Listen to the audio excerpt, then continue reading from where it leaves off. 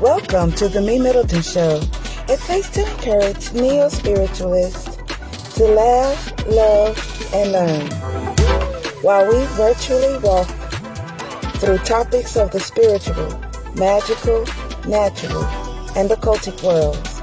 I am your host, Evina. You have now entered the MeMyddleton Show. Thank you for coming. I am glad you've joined me today. I'm excited to discuss today's topic in episode 2. Today's topic was inspired by two sources: a conversation I had with a dear friend and sister of mine, and from an episode from another podcast I was listening to. By the way, I want to shout out and encourage you to check out that podcast as well. If you are interested in specifically in the African traditional spirituality called Ifa, I highly recommend checking out the Orisha Wisdom podcast, hosted by Iya Omeleti Olubunmi. She is absolutely fabulous. I so love her and her podcast. She carries herself with such dignity and grace, and she is a fantastic teacher. I am a huge fan of her show. So after listening to one of her specific episodes, and after that conversation I had with my sister friend, they made me sit down and think about my actions in my personal journey and some of the things I've witnessed of other people along the way. So then I get to jotting down some things that are complete no-nos in any spiritual walk of life.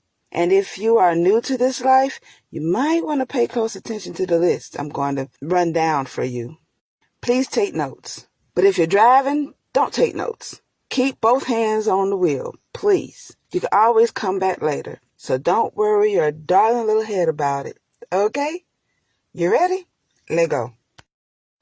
Either through reading books, talking to your friends who are about this life, or watching YouTube videos, or attending lectures or events, having prophetic dreams consistently, seeing spirits in the house or other places, or just naturally attracted to this life, or whichever way your journey was, you are now a self-proclaimed spiritual practitioner. Welcome. You've grown exceedingly attracted to stones and crystals. You've delved deep into astrology well beyond the study of the sun signs. You've intensely studied the magical and medicinal uses of herbs after you took some herbs yourself and witnessed how well it has healed you. You've learned how to look at a person's iris and are now able to see what's generating, regenerating, and degenerating in their bodies. You found out that demons really don't fit popular belief in some cases, and neither do angels. A video taught you how to dress a green candle and how to burn a green candle, and extra money came into your life. You found a particular religion or spiritual tradition, and you have never felt as at home as you do in this new way of life. You discovered that you can see, hear, feel something no one else can, and tell the person whom this is affecting, and they later report back to you that you were right, asking, "How did you know that?" You see a deck of tarot cards online and everything in you says, "I must get this." Do any of these scenarios sound familiar? Did I describe you in your life? Guess what? Most of those were my experiences. And there are plenty more where those came from. Those quote-unquote knots I mentioned in the first episode came from a lot of those scenarios. In this episode, we will talk about some of the don'ts and do's for the neo-spiritualist. And if you've already done a don't or two, don't you worry. You're not the first nor the last. You'll get an understanding as to why not, and hopefully where you went wrong, and to never do that don't again. When I started brainstorming this list, I discovered that there are a lot of things and what not to do. Way too long to cover in just one episode. Then I thought that I could combine some. Spirit told me, nope. Each has a lesson. The best route I thought to go was to split them up into different shows. Therefore, in each of these shows, I will tackle a few don'ts and do's at a time. So here we go with the don'ts and do's of the new Ghetto Spiritualist, Part 1. You want to build up your spiritual altar or shrine. You've watched 1,117 videos on how to build your altar. You've learned that there are quite a few types of altars to choose from. A particular god or goddess altars, ancestor altars, love altars, money altars, self-improvement altars, womb altars, penis altars, elemental altars, demon altars, angel altars, fairy altars, Christian altars, other religious altars. Oh my goodness. Altars, altars, altars. Which one do you gravitate towards? Let's say, for the sake of the show, that you choose to build up a money altar. Okay? Cool. You research everything you could on what goes into a money altar. You make out your grocery list, and you go shopping with your tax refund check. Money incense and a decorative incense holder. You got you a deck of tarot cards, a deck of oracle cards, a pendulum with a citrine stone in it, a pyrite stone, tiger's eye, a venturine, and a clear quartz, and 5 small round mirrors. You got you a Buddha statue, an Oya statue, a Pluto statue, a Mercury statue, and a Lord Ganesha statue. You got you a green 7-day candle, a red 7-day candle, a white 7-day candle, a Saint Expedite 7-day candle, and an Oshun 7-day candle. You got you some white jasmine rice and some green food coloring. Money confetti from Party City, green tablecloth from Dollar Tree, and a pretty green wine glass from Family Dollar, and an SU head from the Botanica. You found the Papa Legba Veve you found on Wikipedia. You get money oil, job oil, wealth oil, and erase debt oil. You get cinnamon, pumpkin spice, clove, ginger, thyme, basil, and allspice. You get you a big sage wand, Florida water, frankincense and myrrh resins, and a pack of charcoal discs. You get honey, oranges, pineapple, pumpkin, a cigar, rum, 5 pennies, candy, and a toy as offerings. Is that everything? You bring everything back to the crib. You set everything up according to feng shui, along with your own unique style. Now you're ready to work your money altar. You write on a piece of parchment paper or a piece of notebook paper a clever rhyme you made up and used a money magic rhyme you found on this witch's website. These rhymes illustrate your specific desires for money and commands its arrival. You sit up straight, yet you're very relaxed as an hour-long miracle money meditation music softly plays on YouTube from your phone. You light your incense. You light all of the candles. You inhale slowly and deeply,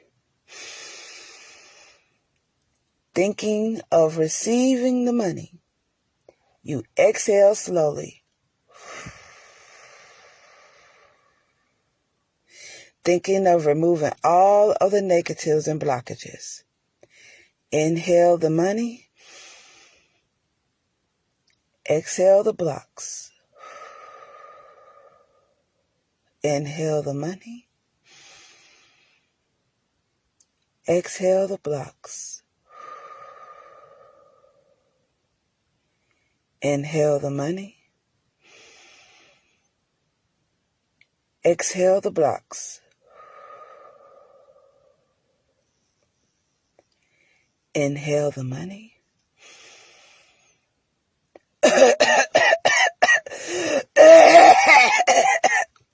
Oh, goodness. Oh, the incense is strong. And then you hear a voice in the background. What's that smell? You reply back, it's my incense, Grandma. Your dear old Christian grandmother comes to your room demanding entrance. unless you have the grandmama that'll just come in. Now your grandmother sees your altar and she is pissed. She claims you're performing that hoodoo voodoo devilment and threatens to kick you out if you don't take that mess down and out of her house immediately. You're trying to explain, but she's not hearing it. Now, how many don'ts do you think were in this scenario? I could tell you that it's around 10 of them. Let's go down the line. We're not going to go over all 10, but let's hit a few of them. Issue number 1. Don't continue your spiritual education solely on sources like Wikipedia and YouTube. It's like this. You're in a car accident, or you got shot, or you broke a leg, or you're having a heart attack, or you're sick or something. Who are you going to go to? Are you going to go to someone that graduated and got their PhD or their doctor's degree from Morehouse School of Medicine or Emory School of Medicine? Or you're going to go to someone who got their degree from unaccredited degree from YouTube School of Medicine? Most folks will pick the ones from Morehouse and Emory. This is the same thing in the spiritual life. What you want to do is continue your education at an accredited school. Yes, you can look them up online. You can search for accredited programs in natural and holistic health, metaphysical sciences. For those who are into stones, crystals, herbs, healing, psychics, shadow work, world religions, so much. Yes, there are schools for these.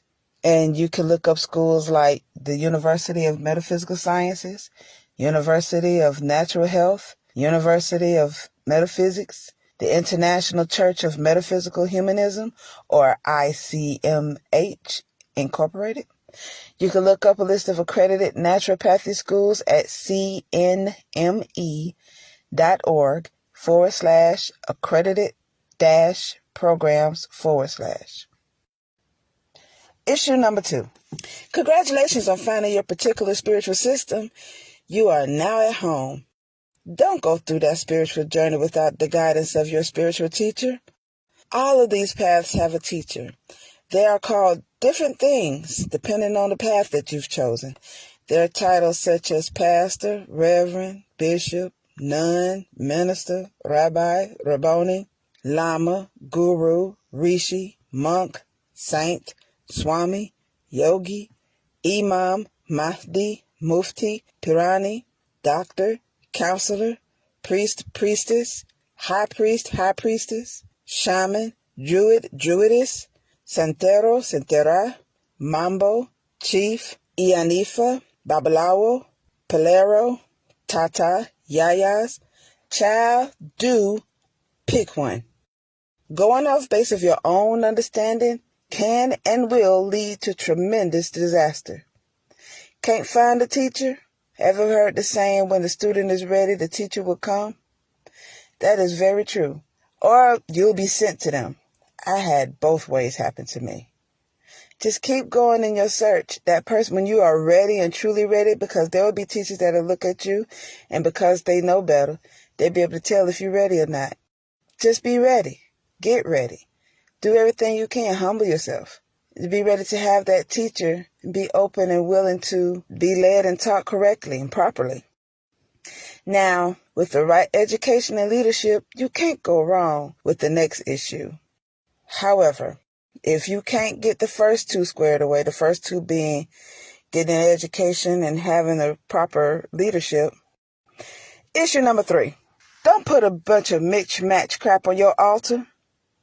It's like putting a homophobe in a room with a homosexual, or a member of the KKK in a room with a member of the new Black Panther Party, or a Christian missionary in a room with a voodoo priestess holding a human skull.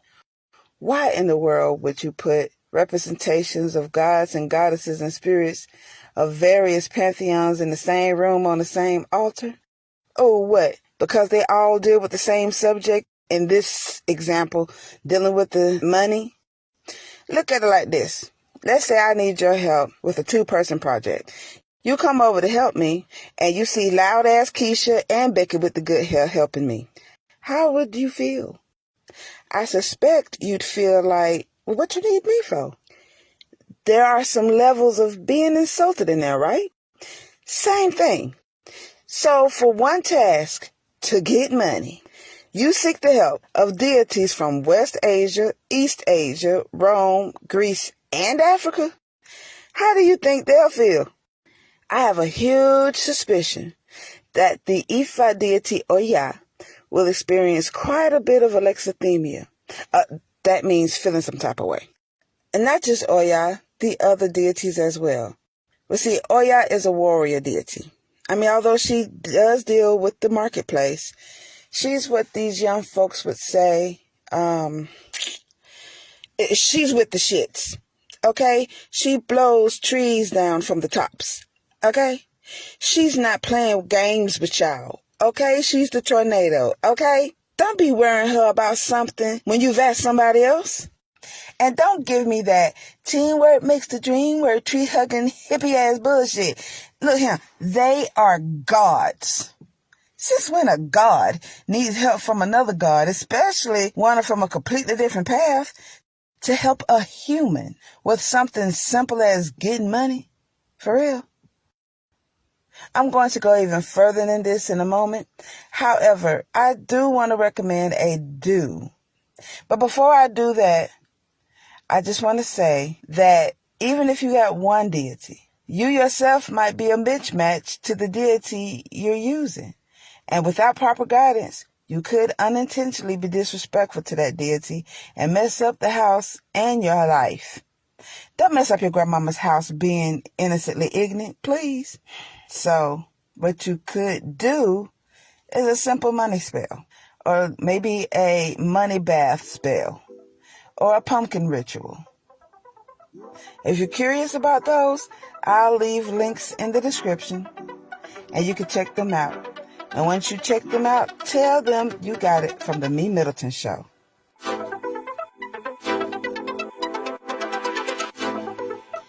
Do you have a question that deals with anything spiritual, natural, magical, or occultic? Hey, let me get that question by sending it to www.MeMyddleton.com/gotquestions. Or send me an email to questions@MeMyddleton.com. And I will be more than happy to answer your questions. You never know. Your question may be a topic in a future episode here on the MeMyddleton Show. A dumb question is the one you didn't ask. So don't be scared to ask your question. Your secret is safe with me.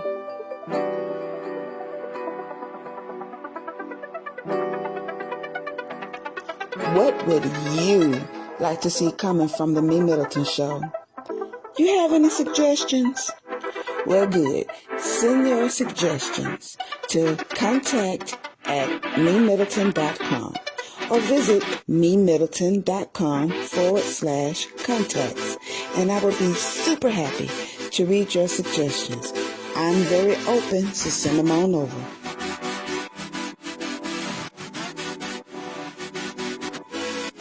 Issue number 4.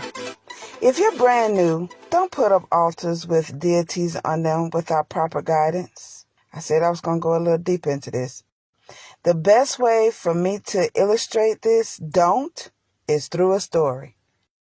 I wanted to be found in high favor at my former job for a higher paying position. I needed superiors to be quote unquote sweet to me. The deity that I thought who's best for the job was the sweet water deity from the Yoruba tradition, Oshun. Everybody was on this Oshun tip. So I got on it. I hoped that her honey would make them sweet towards me and find me in favor for a higher paying position. At the time, I was nowhere near a devotee in Ifa, and I didn't have a Babalawo or an Ianifa to help me. Those are priests and priestesses of the tradition of Ifa. Yet I honored and respected the Orishas. I didn't want no beef. I just wanted some honey. But what I got was something else. So, in my altar room, I created an Oshun altar. And on my altar, I had just about everything Oshun would require in order to bring my request to fruition. I had yellow tablecloth, a picture of Oshun, cinnamon incense, a bottle of honey, 5 oranges glazed with honey, yellow flowers, 5 pennies, yellow necklace with matching earrings, a beautiful yellow mirror, a decorative yellow fan, a yellow Oshun 7-day candle, 5 copper bracelets, Oshun prayer, Palo Santo stick, and Oshun oil from my local botanica. Now, I have this very beautiful altar for Oshun. Yay for me. On her day, on a Friday, I began my altar work. I even had Oshun playing in the background from my phone. My most favorite piece is a song titled River by a beautiful Afro-French-Cuban duo whom are twin sisters, also known as Ibeyi, which also means twins in Yoruba. I was bumping that track hard. I lit my Palo Santo stick and smudged the entire room with its smoke as I danced my Oshun dance. I lit my Oshun candle after tasting the honey first to reassure her that it's not poisonous. I offered it and the other offerings, sat before the altar, and began meditations. I recited my prayers and requests. I did several other things. It took about a good 20 minutes in my altar room.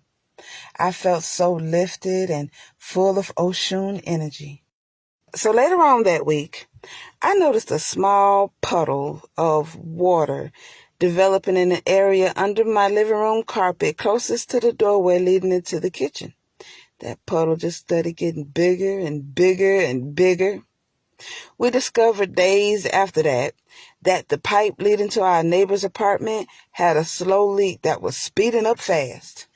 The water pump in our car went out. That took a month to rectify. The water pump in the semi-truck my husband was driving went out.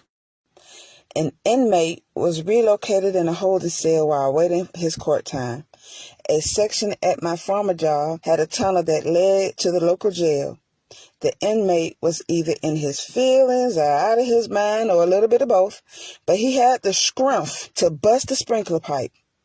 Water was just sitting in the sprinkler pipes, sitting in there for years, never used until that day. So the water was black and nasty and disgusting and smelly.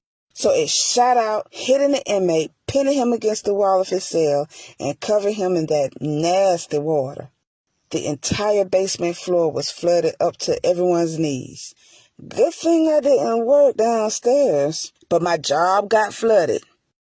4 different water troubles right after my Oshun ritual. Like, what gives? I know y'all saying, wow. I could name 4 oopsies, at least 4 of them.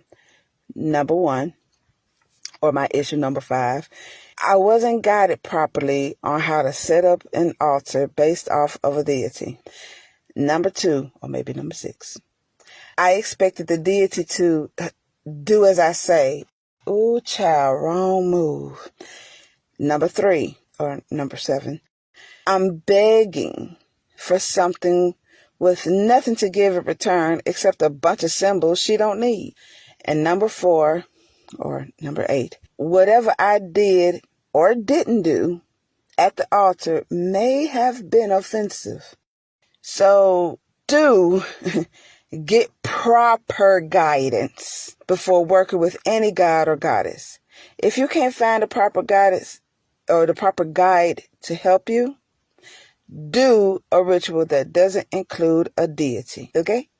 Issues number 5, 6, 7, and 8 will be further discussed in another episode. These items are very important and definitely need to be addressed. However, I wanted to continue with one last issue that's related to the initial scenario over at Grandma's house. Issue number 9. Don't do any type of work like this in another person's home without their permission.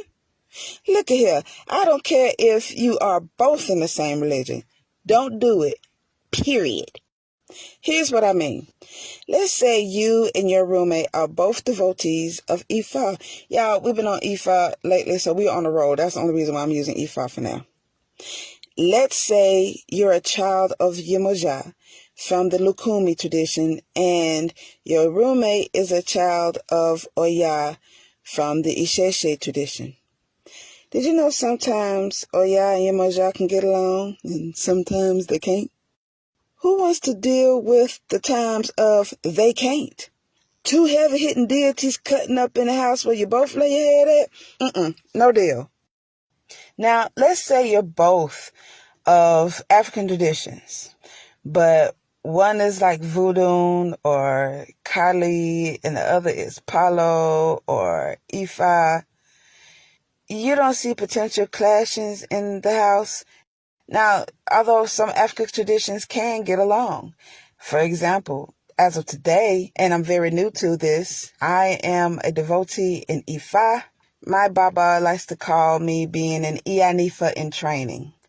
And my husband, he's a devotee in the tradition called Kali, which is an African traditional religion out of the northern regions of Ghana of the Dagbani people. We get along famously, outside of the fact that we've been married for many years before we got into these traditions. So they can coexist. But then there might be some that they might not get along too well. So it could be potential clashings in the house. Or how about this example? Let's look at someone who is a Luciferian that summons demons. And you're someone who is a solitary witch, brand new to witchcraft. Do you see an opportunity to learn the left-hand path while you just so happen to abandon your right-hand light magic? Or are you getting sucked into something you ain't got no business? Was you ready for that life? Now, what makes you think you're saved and sanctified and filled with the Holy Spirit of the Most High Christian God of a grandmother who has deeply accepted the false narratives that what you're doing is evil and against God and the Bible, gonna let you do that hoodoo voodoo dabblement up in her house where she's paying the bills at and providing a roof over your head at? How you gonna do this at her house like that? Very disrespectful. You do not want those problems. Don't bite the hand that feeds you. You can either, one, talk to her or them, whoever we're talking about, and ask for permission, discuss some things about it. You might have a grandmama who's open-minded or whoever you're talking to. Or at least feel around how they'll feel about it by bringing up the subjects around it. For example, I saw a YouTube video about this girl lighting a candle and it got her some money. See how they respond. If they respond negatively, do not combat them. Don't get into an argument. Don't try to tell them how you feel about it. Just leave it alone. Just say okay or nothing at all and leave it be. You have your answer how they feel about it. Or you can, number 2, have a small portable altar where you can store your things in a small box that you can put away so they won't see it. Or, number 3, move out into your own place. The end. This concludes our second episode. Did you enjoy it? Ooh, I hope you did. Did you learn anything? Ooh, I hope you gained a great deal of information. Did this leave you with questions? I hope you got plenty of those. So if you have any questions, all you have to do is send an email to questions@MeMyddleton.com or visit MeMyddleton.com and click on the Got Questions tab and complete the form and click send. Your question just might be the topic of a future episode of the MeMyddleton Show.